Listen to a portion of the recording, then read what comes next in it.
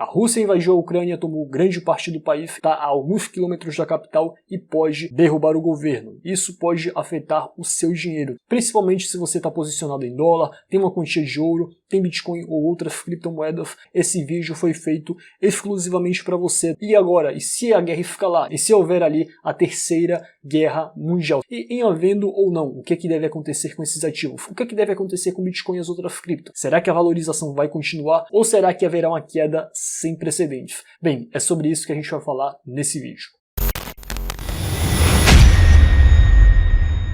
Fala rapaziada, eu sou o Rodrigo Guimarães e sejam todos muito bem-vindos a mais um vídeo aqui do canal Grana no Bolso. Seguinte galera, o Putin de fato foi lá e invadiu a Ucrânia, fez ali o que a maioria das pessoas temiam, né? Eu só não esperava que fosse tão ágil, tão rápido assim. De fato, ele conseguiu tomar muitas regiões ali da Ucrânia, segundo o que as notícias dos portais nos informam, né? E tudo indica que dentro de alguns dias, tá? De fato, essa guerra pode terminar dentro de alguns dias, no máximo dentro de algumas semanas. O Putin pode estar vencendo aí essa batalha, esse conflito. E se algumas pessoas estão achando aí que a Ucrânia vai reagir, que o presidente vai tomar ali algum tipo de medida, vai colocar em prática algum tipo de estratégia militar que vai pelo menos levar a guerra até o verão e conseguir ali meio que entrar num combate um pouco mais agressivo contra a Rússia, essas pessoas estão muito enganadas, tá? Mas o fato é, a guerra daí, as bolsas mundo afora acabaram despencando, tá? Vamos comentar com mais detalhes um pouco sobre isso. Segundo os portais de notícia, né, que acabam passando notícias internacionais, dizem que as tropas estão a alguns quilômetros de Kiev, mas uma coisa é fato, o cenário é quase irreversível. Na real, na minha visão, é que a situação é irreversível. Inclusive, estima-se que mais de 100 mil pessoas já tenham saído da Ucrânia, já foi dado ali um tipo de determinação estatal impedindo que homens de 18 a 60 anos saiam do país. Então essas pessoas, né, esses homens não podem sair do país. Cerca de 137 pessoas dentro de um dia já morreram. De fato, esse é um tipo de dado muito triste. Essa situação, de maneira geral, não é muito confortável de eu estar aqui falando sobre isso para vocês, tá? O Vladimir Putin é um canalha, um calhorda. Na minha visão, ele é um assassino miserável e a única solução, tá? Eu acho que o único tratamento que ele merecia era um belo de um projétil no meio da cabeça dele. As sanções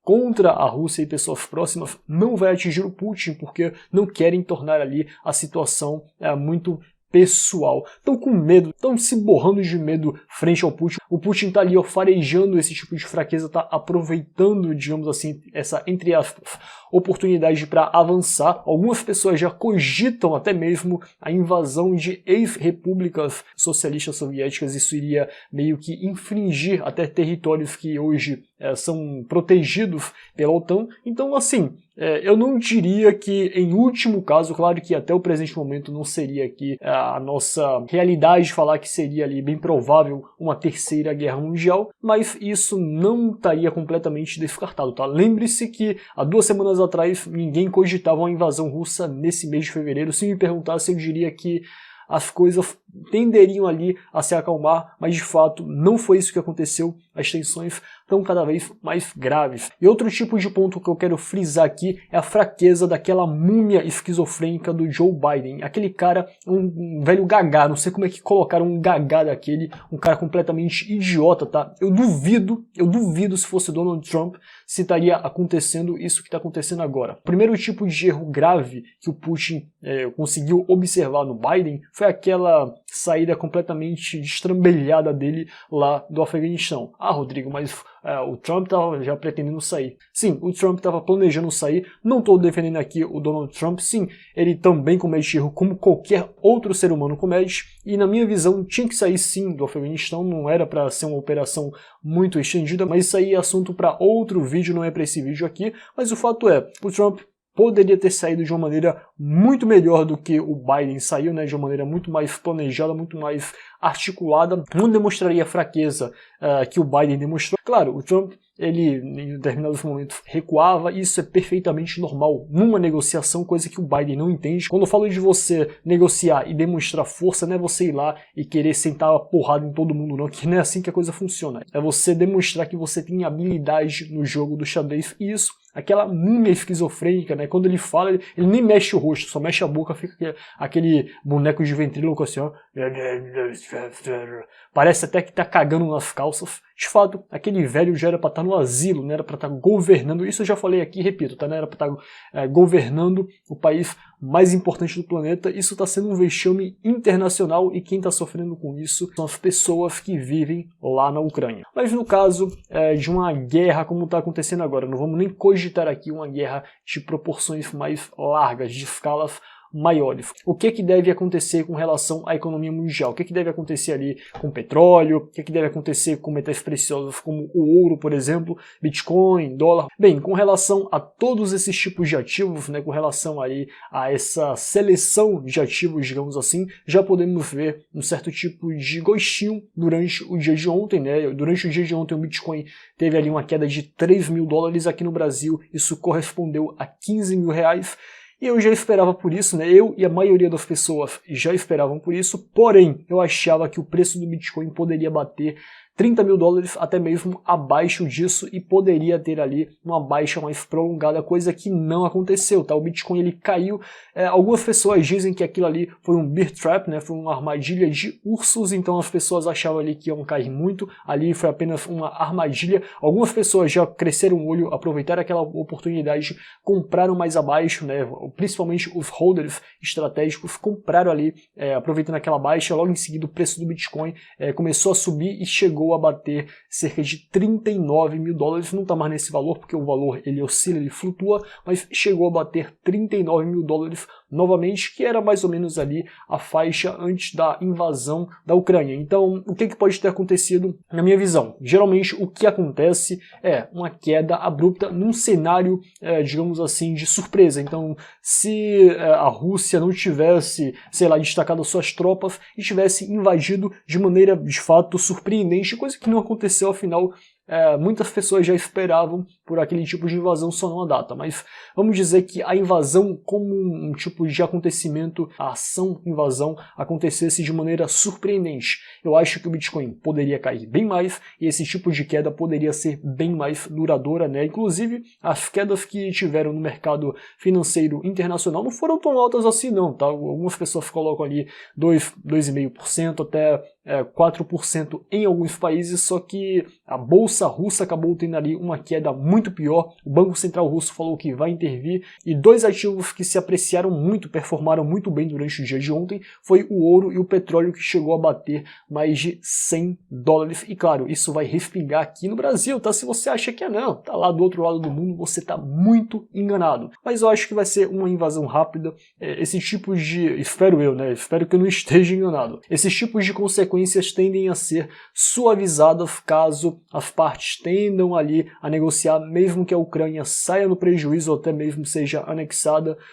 O mundo tende a respirar um pouco melhor o quanto mais rápido essa guerra findar. Isto é, se essa guerra não escalar para níveis maiores, e eu espero que de fato isso não aconteça. Mas o fato é que com o preço do barril do petróleo no mercado internacional mais caro, isso vai respingar aqui numa gasolina mais cara. Então, se você está pagando aí R$7, né, até um pouco mais que isso em alguns lugares, o preço da gasolina pode bater 10, 11, 12 reais. Isso não seria algo que me assustaria se chegasse nesse preço, tá? Ah, Rodrigo, vai fazer o que, cara? O que pode fazer? Será que o Bolsonaro tem que ter... Não, tá? Eu sei que pode parecer muito doloroso para quem depende da gasolina, para quem trabalha, até mesmo quem não tem carro, que depende da gasolina, afinal isso é um efeito em cascata, esse tipo de aumento, até porque isso vai encarecer o frete, até mesmo o diesel tende a subir também devido a essa alta do preço do barril do petróleo no mercado internacional, e você utiliza o combustível para você escoar a produção, né? Então, se você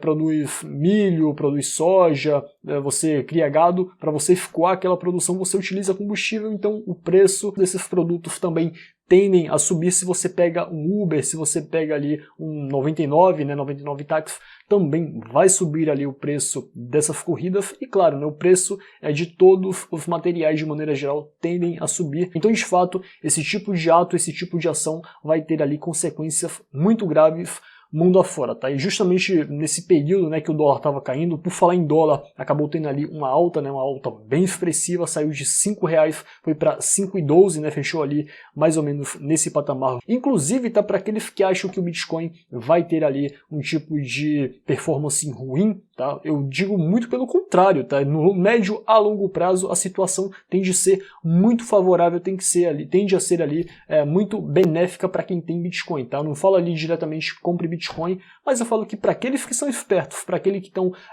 que estão observando ali um bom tipo de momento para comprar Bitcoin, né? Principalmente quando houve aquela baixa de ontem, né? Então momentos assim de queda e nesses cenários um pouco mais estressados é perfeito para comprar Bitcoin, mas claro, né? Você compra por sua conta e risco, mas pessoas inteligentes adquirem Bitcoin e outras criptomoedas que tenham ali bons fundamentos justamente nesses períodos assim um pouco mais estressados, tá? E outra coisa, eu vi até um tipo de publicação do Bruno Perini dizendo que a guerra tem muitos filhos, um deles seria a inflação, né? Devido ali a uma maior impressão de dinheiro até para custear ali os gastos militares. Então você pega ali o dólar se valorizando pelo menos no curto prazo, né? Bitcoin é cotado em dólar, Bitcoin também já se recuperando ali de maneira espetacular nesse curto período de tempo e de médio a longo prazo tende a se apreciar ainda mais. Então tende a se valorizar duplamente aqui no Brasil, não Bitcoin somente, mas Bitcoin e outras criptomoedas. Claro que existe ali um certo tipo de receio